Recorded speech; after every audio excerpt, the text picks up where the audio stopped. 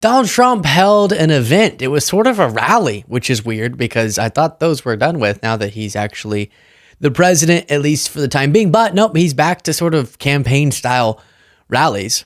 And this one was in Vegas. And I want to walk through notable moments and just think about, we've been talking about all these things all week, but refresh for a second, do a little restart of your brain so that you remember how crazy this stuff is.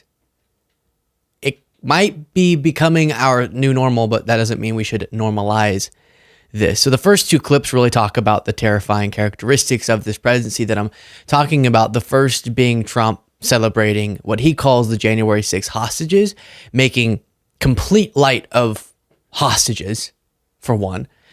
Number two, misdepicting what it is that happened to these folks and what took place being their own legal accountability for their actions. And number three, the reason why he supports them is the most disturbing thing, of course, being that if you're loyal to him, no matter what you do, including beating cops, should be okay in this country. While you watch, please do click the subscribe button if you appreciate this show. Pardoned hundreds of political prisoners who had been viciously persecuted by the Biden regime. Hundreds of people were persecuted, including Christians, pro-life activists, two Washington, D.C. police officers just yesterday, whose lives were destroyed from chasing down a dangerous illegal alien criminal. And of course, I was very proud to pardon the J6 hostages.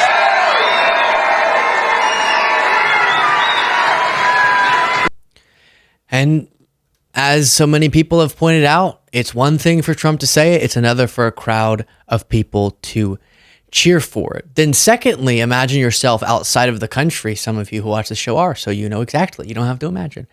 And hearing this. The United States has the largest amount of oil and gas of any country on earth, and we may be a very substantially enlarged country in the not too distant. Isn't it nice to see, for years, for decades, we're the same size to the square foot, probably got smaller, actually. But we might be an enlarged country pretty soon. And one of the things we're going to be doing is drill, baby, drill. A statement he makes as if that's not already what's going on, what he inherited, and probably despite or regardless of what happens, he'll take credit for the current levels, even if they barely go up. But then he's saying if you missed sort of the last few weeks of goings on in Trump's life, a big focus of his has been even a potential military invasion of Greenland. And that's how we're going to expand our territory, what he's referring to there.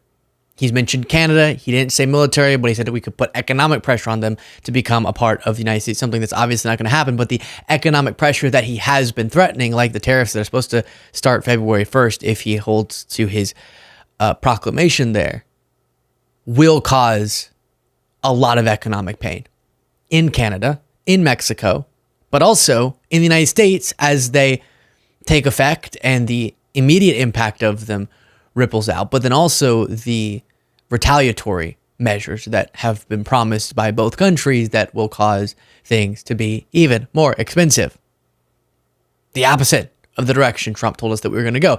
And so not only is he talking about economic impacts that could be devastating because of his delusional belief that we're going to become, the parent country of Canada, for lack of a better phrase. And then I know he's not going to invade Greenland, okay? If you're out there thinking that's so hyperbolic, he's probably just joking if he says that. I know he's probably not going to do that, but the fact that he threatens it and then a lot of people go, totally. What? What are we doing? And that is a terrifying thing for Trump to be putting out there on the world stage. I know a lot of people, you're such a lib or wokester for believing this, but I like whenever we have leaders of this country being the most powerful one in the world who take matters of military invasion seriously.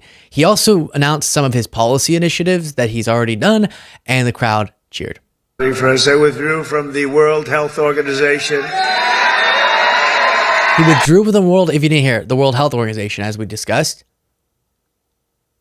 as if he doesn't have a very recent example of why such action could be dangerous. I withdrew from the one-sided Paris Climate Accord. All right, so getting out of the Paris Climate Accord because climate change is not something that he's concerned with, because as he puts it, I don't care if there's more ocean front properties, which just, how does that even make sense in his brain? What happens to the ones that were oceanfront before, though? Then this. To the border. Yeah. She said no tax on it. How about just no tax? You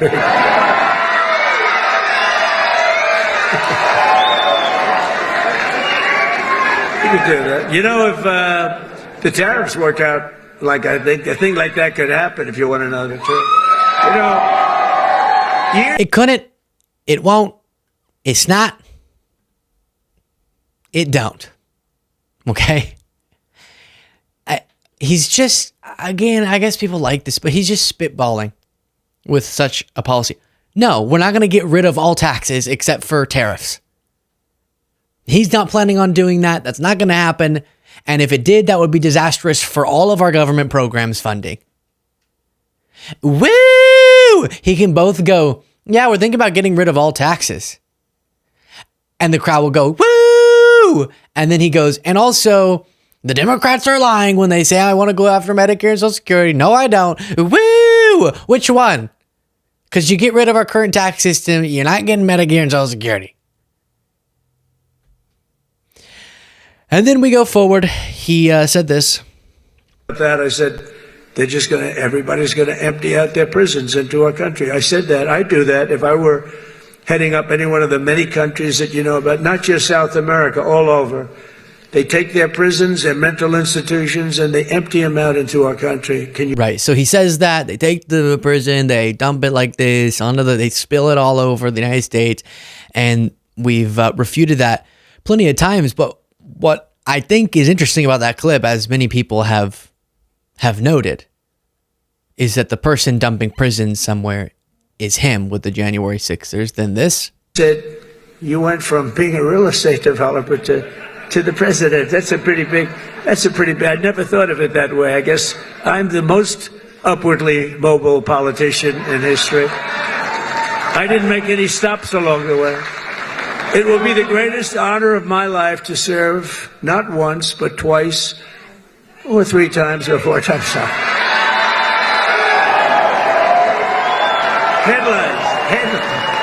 Headlines from the fake news.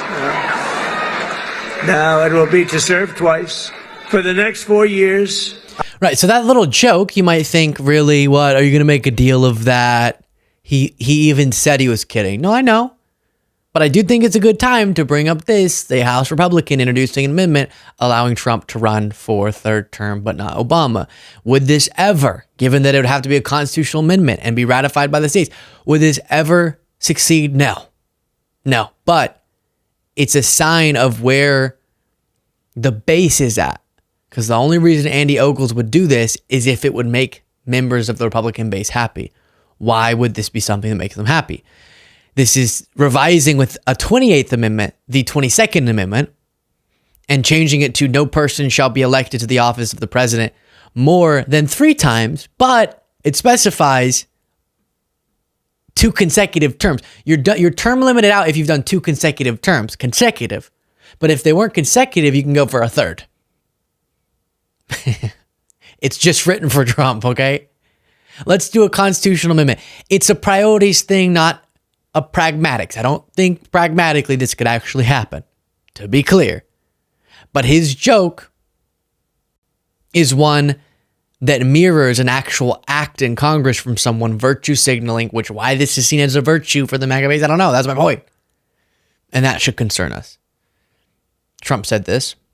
America will be respected again and admired again, including by the people of religion, faith, and goodwill. We're bringing back religion in this country.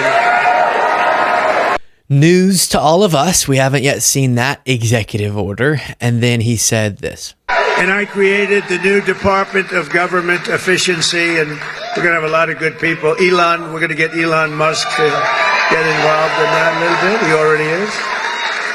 People like him. I terminate. Yeah, increasingly it seems like you don't, though. So that was his sort of surprise speech that I wasn't expecting in Vegas. And as bad as the campaign ones, actually worse, because he actually has the power to do stuff now. Share your thoughts in the comments. If you want to support this show even more than just a YouTube subscription, you can do so by clicking the join button below, which gets you members only content.